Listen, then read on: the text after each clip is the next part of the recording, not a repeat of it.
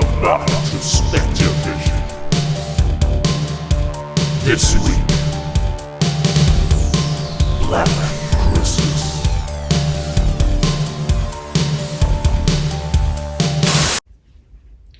Hey everybody, welcome to another episode of SpectreVision, brought to you by the Frog Brothers Podcast. Tonight we are talking about a film so dark, so scary, I almost forgot the title, but it's Black Christmas. From the year 1974 comes one of the questionably original slasher films. A little bit ahead of its time. Yeah, Black Christmas, I saw the remake, the 2006 remake, which we're going to talk about next week, but that's one I saw first, and that one's pretty fucked up. That one's way more fucked up than this one. Oh yeah, it's kind of interesting to go from that version to this one. You're like, well, that's kind of a drastic remake of it, which is nice because it wasn't just fucking complete remake fluff, but we're here to talk about the original shit. Yeah. The design of like the artwork for this is interesting because it's still in that 70s period where it's drawn. So all the artwork for it's really cool and interesting, like the VHS artwork, the posters and stuff like that. This one actually is out there streaming for free right now. I believe it's on Tubi for free, maybe somewhere else. So it's on Shudder. If you haven't seen it, definitely check this one out. It's perfect if you love horror movies and you want to see a horror movie around the holidays. And who the fuck doesn't? Hoors, not Hoors. Hoors. Star Hoors, as that's a whole other holiday film. The Star Hoors Holiday Special. But we'll talk about that one in another episode once we film with Nick's mom. So you said you said that this is arguably, it's one of the first slasher movies that's just interesting in general. There's one from 1971 that I can't think of the title right now because I haven't seen it, but I'm aware of it. It has first person murders in it. A lot of people will say the Psycho is the first slasher, but some people will argue that Psycho is not really a slasher. So generally though, Psycho, I think it's called Bay of Blood now that I'm thinking about it. Yeah. Bay of Blood? 1971. Bay of Blood, Black Christmas, Texas Chainsaw were kind of like the first people to the slasher movies before, Halloween later on brought it to the mainstream, which is really interesting when you watch this movie. It's like all the interactions with all the people and stuff like that is a lot better than some other horror movies. It's really well done because it's not trying to do what everyone else has already done. That's to me what stood out the most about this movie is it did its own thing and it felt comfortable and it felt natural. It didn't feel like it was formulaic at this point. So if you haven't seen it, that's one of the top reasons that I'd recommend watching this. It's not formulaic like the other stuff. Yeah. Now you'll see things in this that you can tell have influenced the future filmmakers since 1974. So that's quite the span of years to look at, but it's pretty wild. There's a plastic bag suffocation, which is one of my favorite death scenes in there. Like that's pretty wild. Yeah, that's like one of the most iconic. She's like, they keep showing clips of her just sitting there like fucking dead with the bag over her head and shit too, so it's pretty interesting. There's lots of the posters and shit all have the fucking, that's what's on the posters is a face wrapped in plastic, which also gives me the Twin Peaks vibes. Laura Palmer.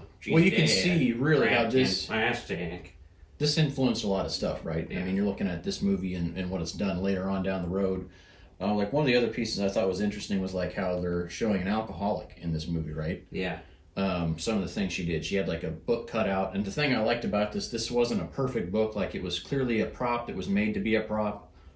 I'm not even sure the character's title, but she's basically the mistress, the head mistress for the sorority that these girls live in, right? And at one point in time, the girls are driving her wild and she goes and opens a book, opens it up, and there's like the alcohol in there, but there's actual soft page in there. It's not all glued together. So that was kind of interesting, but yeah. Then there's the real fucking disgusting thing that, like, I guess if you're a raging alcoholic, may or may not be an acceptable practice to you, where she goes into the bathroom, lifts the lid off the toilet tank, and mind you, this toilet looks fucking disgusting. Yeah. Terrible, nasty. Like, if you were there in a hurricane and this is your only drinking water, you'd still have to boil it nasty. And how do you get a toilet tank that nasty? Beyond me. But she's got a bottle of booze that she pulls out of a string on there, and why she needs a string on it, I don't know. She could have just reached her fucking hand in there, but...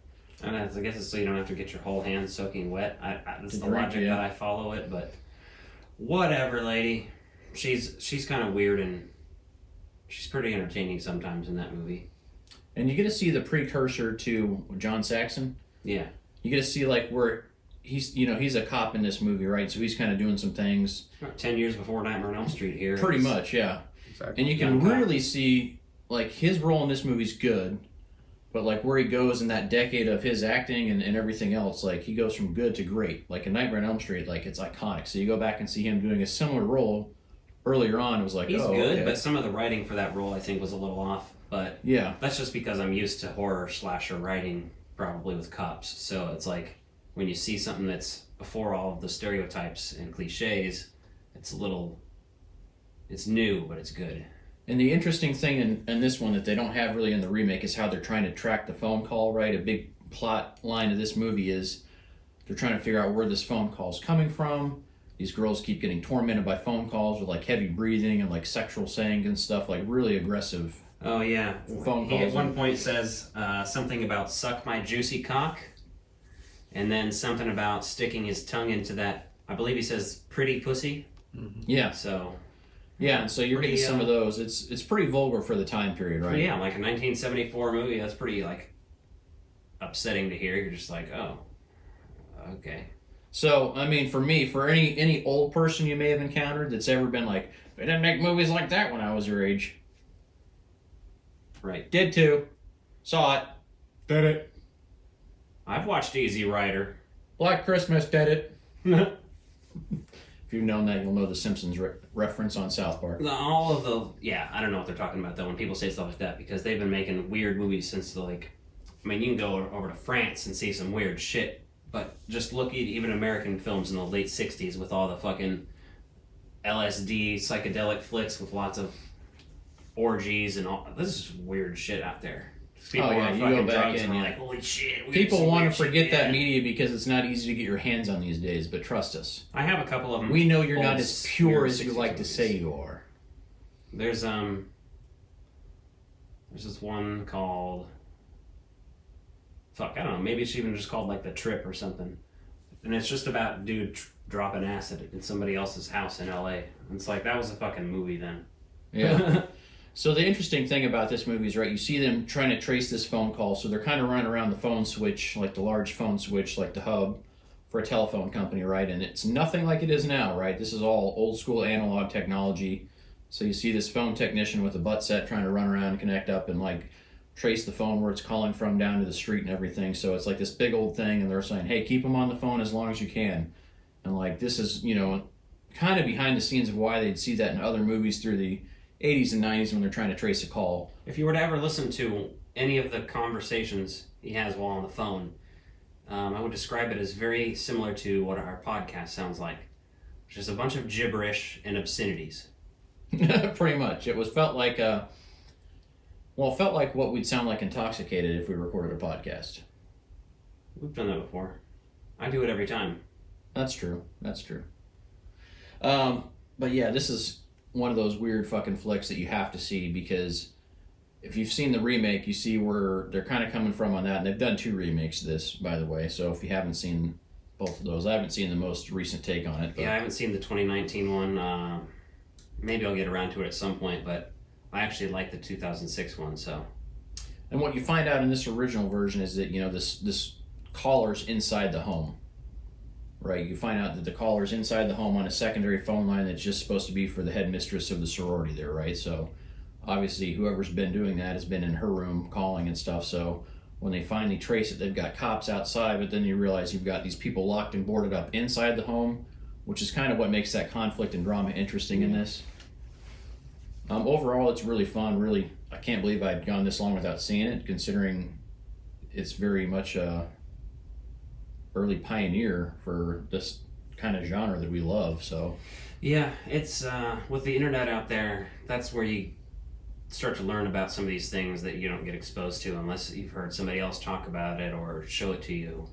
So it's much like fun to discover new movies. it's like music, right? You got to figure out who influenced your favorite bands and go back and listen to them and go farther back, go down the rabbit hole. Same thing with movies. You got to figure out like what was influenced, and it's not always talked about as commonly, right? Because they're like, well, who's your influences? What influenced you on this or that? Because filmmakers lots of times don't want to be like, well, I just ripped this off. Well, Tarantino's the one who will tell you exactly. Yeah, he'll tell you what he's influenced on, and which, if you really wanted to get in your film history, he's a great way to kind of help you guide yourself down that journey. Yeah, he introduced me to Blowout, which is that fucking John Travolta movie about John Travolta being an audio engineer for movies and accidentally recording a murder.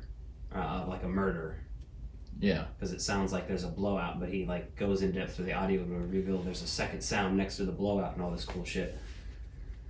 This is very weird, just like discovering things you're new going to movies, but learn like from that. So I definitely like this one. I'm going to be looking to purchase it and add it to my collection. Yeah, this one definitely qualifies for a rewatch or two. It'll be added clearly onto the seasonal horror movie list because we all know that horror season doesn't end with Halloween.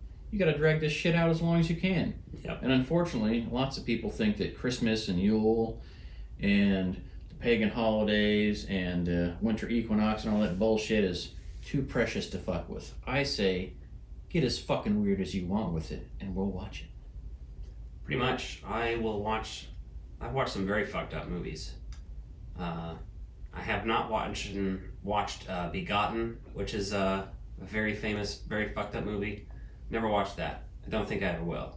But I mean, I've seen Hostel. I've seen Hostel 2. And I just don't care for ones that are like Human Centipede. I could pretty much guarantee that I would not have a good time watching it. So I won't. So Nick, Mr. Producer Boy, what did you think of this flick? You've been over there awfully quiet. Flicking the bean. I was looking at Bay of Blood, which is on Shudder. I'm probably going to check that out tonight. Nice. So is this your first time seeing the original? I think so. You think so? Mm-hmm. What are your thoughts? It was pretty good. Favorite kill? Or death? I don't know. I didn't pay much attention. So it's pretty good, but he didn't pay much attention. So that's Producer Boy for you. I watched it at an odd time when I wasn't in the mood. Not in the mood. Lovely. Kind of horror film I'm fan, glad aren't I you? set up a second camera for that. Me too. That's great. That's grand. I like Margot Kidder in it. We're just going to have weird videos of Nick sitting over there playing on his phone with his belly hanging out. Oh yeah, those are going on the OnlyFans. You need to really make an OnlyFans. Yeah, I need to make an OnlyFans. OnlyFans. That's something I totally haven't done before. Huh. Or been on someone else's OnlyFans. I want to see. What's the website? It's OnlyFans, you dumbass. No, his Just look up Alec My Balls. his actual link. His actual link is undisclosed. So that's SpectreVision this week, so look out for more fun-filled, family-friendly holiday bullshit in the next coming weeks. Next week we are doing Black Christmas from 2006, which I think will give us more to talk about because there's more fucked up shit in that movie. And we can compare it with the original. True.